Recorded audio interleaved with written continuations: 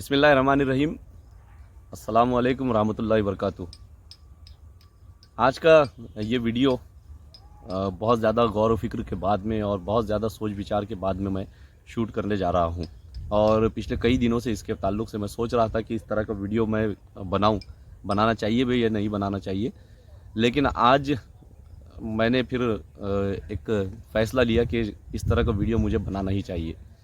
तो इस वीडियो के बिल्कुल शुरुआत में ही एक तरह से ये वार्निंग है सबके लिए कि हो सकता है कि इस वीडियो को देखने के बाद में आप लोगों को मुझ पर बहुत ज़्यादा गुस्सा आए। ये भी हो सकता है कि आप में से जिन लोगों ने चैनल को सब्सक्राइब कर रखा है तो वो चैनल से अनसब्सक्राइब हो जाएं। लेकिन मुझे इस वीडियो बनाने के बाद में ये इत्मीनान है कि अगर कोई मेरे चैनल को अनसब्सक्राइब कर लेता है तो मुझे उससे कोई फ़र्क नहीं पड़ने वाला, क्योंकि ये वीडियो ऐसा ही कुछ होने वाला है। अब वीडियो के जो टाइटल है या इसका जो थंबनेल है, तो उससे आपको ये बात समझ में आ गई होगी कि आज की इस वीडियो के अंदर हम हिजामा के ताल्लुक़ से बात करने वाले हैं। अब हिजामा के ताल्लुक़ से मैं कुछ ऐसी चीज़ नहीं बताने वाला हूँ आपको कि जो आपको पता नहीं है, और कोई ऐसी नई चीज़ सिखाने भी नहीं वाला हूँ, बल्कि ये मेरे अपने कुछ ख़ाम ख़यालात हैं, रॉ थॉट्स हैं मेरे, जो मैं बहुत दिनों से अपने दिमाग के अंदर इनको कैद किए हुए था और अब इनको मैं सबके सामने लेकर आ रहा हूँ। तो एक हदीस है, इन्ना अमसला मा तदावैतुम बिही अल हिजामा, कि बेहतरीन जो इलाज है जो तुम करते हो वो है हिजामा, वो है पछने लगाना। अब बात यह है कि इस हदीस के ज़रिए से हमने ये तो साबित कर दिया कि हिजामा जो है तो वो बेहतरीन इलाज है, इलाज करने का बेहतरीन तरीक़ा है। लेकिन धीरे धीरे करके फिर ये हुआ कि हमने यहाँ से इलाज को निकाल दिया और हमने सिर्फ़ और सिर्फ ये बताना शुरू कर दिया कि हिजामा ही बेहतरीन है, इलाज से उसको हमने जोड़ कर नहीं रखा। ऐसा क्यों कह रहा हूँ तो ये आगे आपको समझ में आ जाएगा। तो अगर ये वीडियो आपको थोड़ा सा रॉ किस्म का लगेगा, कोई इसकी बाकायदा स्क्रिप्ट नहीं है, बल्कि ये सिर्फ मेरे थॉट्स है जो मेरे जहन में आते जाएंगे तो मैं आप लोगों के सामने वो रखता जाऊँगा। तो मैंने इसलिए ऐसा कहा है कि हमको BUMS में इलाज भी तदबीर का जो सब्जेक्ट होता है, रेजिमेंटल थेरापीज़ का जो सब्जेक्ट होता है, तो उसके अंदर बहुत सारी अलग अलग थेरापीज़ हमको सिखाई जाती है, जिसमें से एक हिजामा भी है। तो हमको लीच थेरापी भी सिखाई जाती है, हमको दलक या मसाज सिखाई जाती है, हमको रियाज़त सिखाई जाती है, एक्सरसाइज है ना, और हमको फिर टेंस भी सिखाया जाता है, और इस तरह की बहुत सारी अलग अलग, एनेमा जिसके अंदर है, एनेमा है, कै है, ये बहुत सारी अलग अलग चीज़ें हैं जो हमको उसके अंदर सिखाई जाती हैं। मसला ये हुआ कि ऐसा लगता है कि हम सब ने उन तमाम की तमाम तदाबीर को भुला दिया है, हमको पता ही नहीं है कि वो तदाबीर भी हमको कभी पढ़ाई गई है, और ऐसा लगता है कि हमको सिर्फ़ और सिर्फ एक ही इलाज भी तदबीर में सिर्फ एक चीज़ सिखाई गई है, वो है हिजामा, और उसको अगर बहुत ख़तरनाक अल्फाज में बोलूँ तो अल हिजामा। तो अब आप लोग समझ गए होंगे कि टॉपिक किस तरफ जाने वाला है। तो असल बात यह है कि हिजामा वाकई अपने आप में एक बहुत अच्छा मेथड ऑफ ट्रीटमेंट है, ये एक बहुत अच्छी थेरापी है अपने आप में। लेकिन क्या ये वाकई हर चीज़ का इलाज है, जिस तरह से आजकल मशहूर हो चुका है? तो क्या वाकई इससे हर बीमारी हमारी अच्छी होने वाली है? और शायद आपने भी सुन रखा होगा बहुत सारी जगहों पर, बहुत सारे डॉक्टर्स से और बहुत सारे फेक डॉक्टर्स से, कि आप आइए हमारे पास में, हम आपके हर बीमारी का इलाज हिजामा से करेंगे। आपके ऊपर जिन्नात का साया है तो हम हिजामा से उसको अच्छा कर देंगे। आपके ऊपर आपको अगर डायबिटीज़ है तो हम हिजामा करके डायबिटीज़ आपकी हमेशा हमेशा के लिए ख़त्म कर देंगे। आपको अगर कैंसर है तो हम उसका भी इलाज कर देंगे हिजामा के ज़रिए से, हिजामा के ज़रिए से कैंसर ख़त्म हो जाएगा आपका। और इस तरह की दुनिया भर की तमाम जो बीमारियां हैं तो उन सबको लेकर आ जाइए, हम ख़त्म कर देंगे उसको, सिर्फ एक बार हिजामा करा कर देख लीजिए। तो एक चीज़ तो ये है कि क्या वाकई हिजामा हर बीमारी का इलाज है, और दूसरा फिर एक बहुत बड़ा अलमिया, एक बहुत बड़ा मसला जो आजकल देखने को मिलता है, वो ये है कि अब मैं भी चूँकि एक प्रैक्टिशनर हूँ, मैं भी प्रैक्टिस करता हूँ, मेरा अपना एक क्लिनिक है। तो जिस तरह से आप लोगों के पास में पेशेंट्स आते हैं, मरीज़ आते हैं, मेरे पास में भी आते हैं, और आकर फिर जिस तरह से आप लोगों से वो कहते होंगे तो मुझसे भी कहते हैं कि डॉक्टर साहब हिजामा कर दीजिए। जब उनसे पूछा जाता है कि हिजामा क्यों करना है तो वो कहते हैं बस ऐसे ही करना है। अब उनसे मेरा ये सवाल होता है कि क्या कभी आप किसी सर्जन के पास में जाकर उसको ये कहते हैं कि डॉक्टर साहब मेरा अपेंडिक्स का ऑपरेशन कर दो, और जब सर्जन आपको ये पूछता है कि क्यों करना है तो आप उसको बोल देंगे कि बस ऐसे ही करना है, शौक है, बस करना है। तो अब हो सकता है कि आप लोग ये कहें कि ये तो सुन्नत है, करवाना चाहिए। तो मेरा जवाब ये है कि हिजामा असल में सुन्नत नहीं है, इलाज करवाना सुन्नत है। आप लोग थोड़ा सा इसको धैर्य से सुनिए, सब्र के साथ में सुनिए कि हिजामा करवाना सुन्नत नहीं है, इलाज करवाना सुन्नत है। रसूलुल्लाह सल्लल्लाहु अलैहि वसल्लम को किसी तरह की कोई परेशानी थी तभी तो आप सल्लल्लाहु अलैहि वसल्लम ने हिजामा करवाया था। और जितनी भी अहादीस हिजामा के ताल्लुक़ से आपको अहादीस की किताबों में मिलेंगी, उनमें कहीं पर भी आप मुझे एक चीज़ बताकर दिखा दीजिए, एक चीज़ बता दीजिए बस, कि हिजामा को बस ऐसे ही करने के लिए कहा गया है। तो आपको कहीं पर भी ऐसी कोई हदीस नहीं मिलेगी कि बस हिजामा ऐसे ही कर लो, एक मरतबा कम से कम करो ज़िंदगी में, या फिर हर थोड़े दिन के बाद में करवा लेना चाहिए। कहीं नहीं मिलेगा आपको। हर जगह आपको हिजामा एक ट्रीटमेंट के तौर पर बताया गया है, इलाज के तौर पर उसको बताया गया है कि कोई परेशानी है तुमको तो तुम हिजामा करवाओ, तुमको कोई परेशानी नहीं है तो हिजामा मत करवाओ। हम बग़ैर किसी परेशानी के कोई मेडिसिन इस्तेमाल नहीं करते, बग़ैर किसी परेशानी के हम कोई ऑपरेशन वगैरह सर्जरी नहीं करवाते, तो फिर हम हिजामा भी क्यों किसी बग़ैर परेशानी के करवाते हैं? सोचने वाली बात है। दूसरा ये है कि पेशेंट आकर हमको ये बताता है कि मुझे ये और ये पॉइंट के ऊपर कप लगा दो। पेशेंट को क्या मालूम कि किस पॉइंट के ऊपर कप लगाने से कौन सी बीमारी अच्छी होती है? ये तो हमने उसको बताना चाहिए कि आपको ये बीमारी है तो इस पॉइंट के ऊपर कप लगाना पड़ेगा। लेकिन हम डॉक्टर्स ने अपनी वैल्यू इतनी गिरा कर रखी है, और ख़ास तौर से हम यूनानी डॉक्टर्स ने, यूनानी फिजिशियंस ने हमारी जो कद्र है तो इस कदर कम कर रखी है कि अब पेशेंट आकर हमको ये बताता है कि मुझे इस पॉइंट के ऊपर हिजामा लगा कर दो, इस पॉइंट के ऊपर कप लगाओ। अरे तुमको डॉक्टर साहब मालूम नहीं यार, ये वाले पॉइंट के ऊपर हिजामा लगाना चाहिए था, तुमने कप लगाना चाहिए था। और हम भी इम्प्रेस हो जाते हैं, बल्कि इम्प्रेस क्या, हम तो मजबूर हैं। तो चूँकि यूनानी पैथी डूब रही थी और हिजामा वहाँ पर आ गया तिनका बनकर, तो हम सबको फिर तिनके का सहारा मिल गया, हिजामे का सहारा मिल गया। तो फिर अब जगह जगह हिजामा सेंटर्स खुल गए हैं। तो डॉक्टर्स ने तो शुरू किया है, लेकिन आगे कुछ लोगों की भी, और हम थोड़ी सी एक तरह से क्या कहेंगे, उनको रैगिंग लेने वाले हैं उनकी, जो डॉक्टर्स के अलावा भी हैं। तो ये लोग भी हैं कि पेशेंट्स हमको आकर बताते हैं कि इस पॉइंट के ऊपर कप लगा दो। तो आपको ऐसे बहुत सारे लोग मिल जाएंगे कि जो आपके दवाखाने पर आकर आपको बताएंगे कि इस पॉइंट के ऊपर मुझे हिजामा या कप लगा दो, और फिर हम कर लेते हैं। या फिर अगर मुझ जैसा कोई रहा तो फिर मैं नहीं कह देता हूँ। तो ये तो एक चीज़ है। दूसरी चीज़ ये कि फिर पेशेंट हमको ये कहता है कि ठीक है, बगैर किसी परेशानी के अगर नहीं लगाना चाहिए तो फिर डॉक्टर साहब ये भी तो होता है ना कि बदन के अंदर से खून निकल जाना चाहिए, खून निकलना चाहिए बदन से, वो अच्छी चीज़ होती है। तो बदन से खून निकलना चाहिए, वाकई सही बात है कि बदन से कभी कभी खून निकल जाना चाहिए, वो बह जाए तो अच्छा है। और इसकी बहुत अच्छी मिसाल जो है वो ये है कि जो हार्ट अटैक का जो रेशो है MI का, वो औरतों की निस्बत मर्दों के अंदर ज़्यादा है। मर्दों का हार्ट अटैक ज़्यादा होता है, औरतों को कम होता है। उसके पीछे वजह यह है कि कुदरत ने औरतों के बदन में एक निज़ाम ऐसा रखा है कि हर महीने उनके बदन से कुछ ना कुछ खून निकल जाता है। मर्दों के पास में ऐसा कोई सिस्टम नहीं है। तो ठीक है, आपको अगर खून निकालना है तो फिर अब हमारा ये कहना है कि अगर हम हिजामा करेंगे, और हिजामा करेंगे तो वो जो कप के अंदर खून जमा होगा तो उसको हम क्या करेंगे, उसको हम फेंक देंगे, और वो किसी के काम में नहीं आने वाला। उससे बेहतर ये है कि आप एक काम कीजिए कि आप ब्लड डोनेट कर दीजिए, आपके बदन से खून भी निकल जाएगा और किसी और को, ज़रूरतमंद को वो खून काम में भी आ जाएगा। अब ये जो चीज़ है ब्लड डोनेट करने वाली, तो हम लोगों ने फ़स्द पढ़ रखा है, वेनिसेक्शन। तो हमको पता है कि फ़स्द बहुत सारी बीमारियों का इलाज है। तो फिर हम क्यों नहीं इसको, पेशेंट को ये चीज़, ये सलाह दे देते हैं कि आप जाकर ब्लड डोनेट कर दो। तो आपके बदन से खून भी निकल जाएगा और किसी और को वो काम में भी आ जाएगा। एक चीज़ तो ये भी है।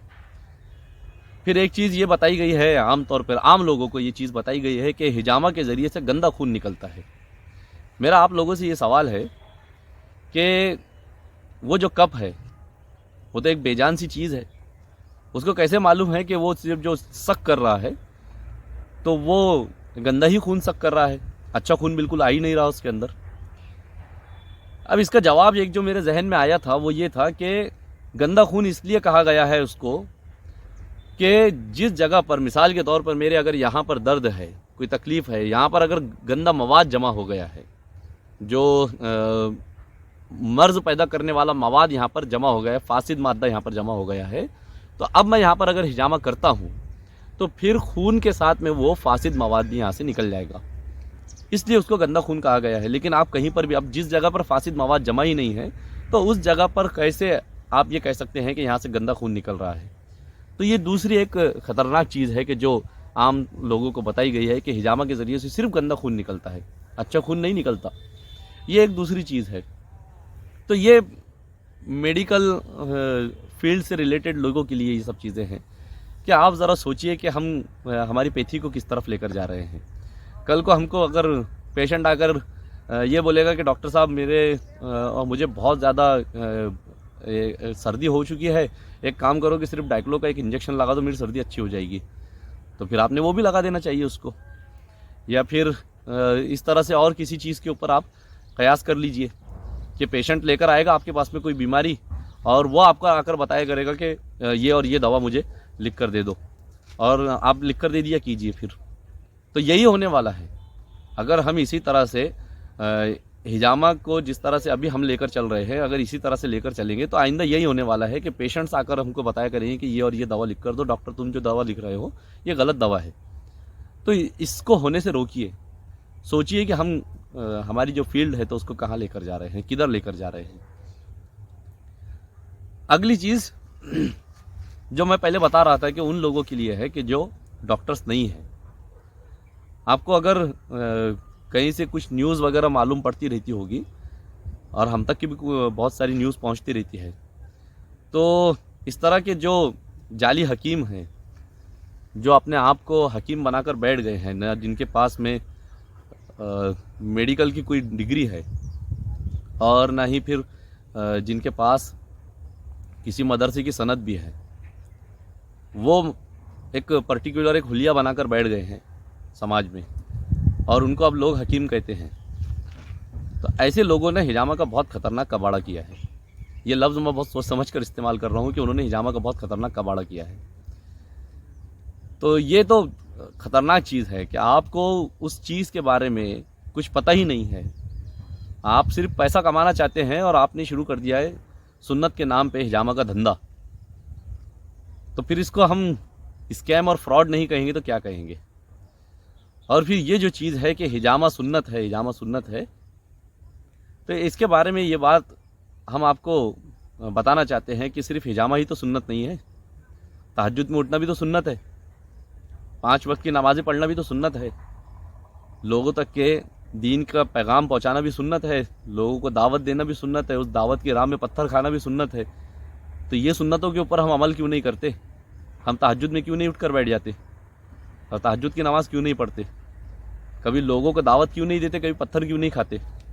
ये सब काम क्यों नहीं करते? क्योंकि हिजामा बहुत आसान है। जाएंगे डॉक्टर के पास में, सिर्फ वहाँ पर जाके थोड़ी देर लेट जाएंगे या बैठ जाएंगे, कप लग जाएगा, थोड़ा मज़ा आ जाएगा और क्या हुआ, सुन्नत अदा हो गई। इतना आसान हमने दीन को बना कर रखा है। तो थोड़ा सोचिए कि हम क्या कर रहे हैं। तो एक गुजारिश तो मेरी उन लोगों से है जो जाली हकीम हैं कि आप लोगों को अगर पैसा कमाना ही है तो किसी और तरीके से कमाइए, लेकिन अच्छा ठीक है, हिजामा से कमाना है अगर तो हिजामा से भी कमा लीजिए, लेकिन कम से कम सुन्नत के नाम पर लोगों को लूटिए मत। लोगों को ये कह कर मत बेवकूफ़ बनाइए कि देखो ये सुन्नत है, ये सुन्नत है, ये सुन्नत लगा लो, हिजामा है, ये सुन्नत है और ये लगा लेने से सवाब मिल जाएगा और ये हो जाएगा और वो हो जाएगा। कल को ऐसा ना हो जाए कि कहीं हिजामा लगाने पर से आप जन्नत के सर्टिफिकेट बांटना शुरू कर दें, ये मत कर दीजिएगा। या फिर ये मत कीजिएगा कि इसको क्या कहेंगे कि हिजामा लगाने से किसी की मौत हो गई तो वो शहीद हो गया, ये मत कर दीजिएगा, क्योंकि हिजामा लगाने से बहुत सारे लोगों की अब तक के मौत हो चुकी है, जिनको गलत तरीके से हिजामा लगाया गया था। खुद हमारे पास में ऐसी खबरें पहुंची हैं कि इसी तरह के कुछ जाली हकीमों ने, जिनको कुछ पता नहीं हिजामा के ताल्लुक से, बीमारियों के ताल्लुक से, तिब के ताल्लुक से कुछ पता नहीं, बस शौक़ के मारे और पैसे कमाने के लिए लोगों को लगा रहे हैं कप। तो 30-30, 40-40 कप एक साथ लगा रहे हैं, और क्या हुआ तो दूसरे दिन मर गया पेशेंट।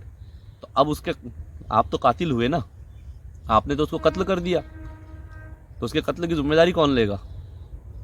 तो थोड़ा सोचिए कि आप क्या कर रहे हैं। पैसा ही कमाना है तो दूसरे तरीक़ों से पैसा कमाइए, या फिर हिजामा को अच्छी तरह से सीखिए और फिर कीजिए। तो ये सब तो इसके अखलाकी पहलू हो गए हैं।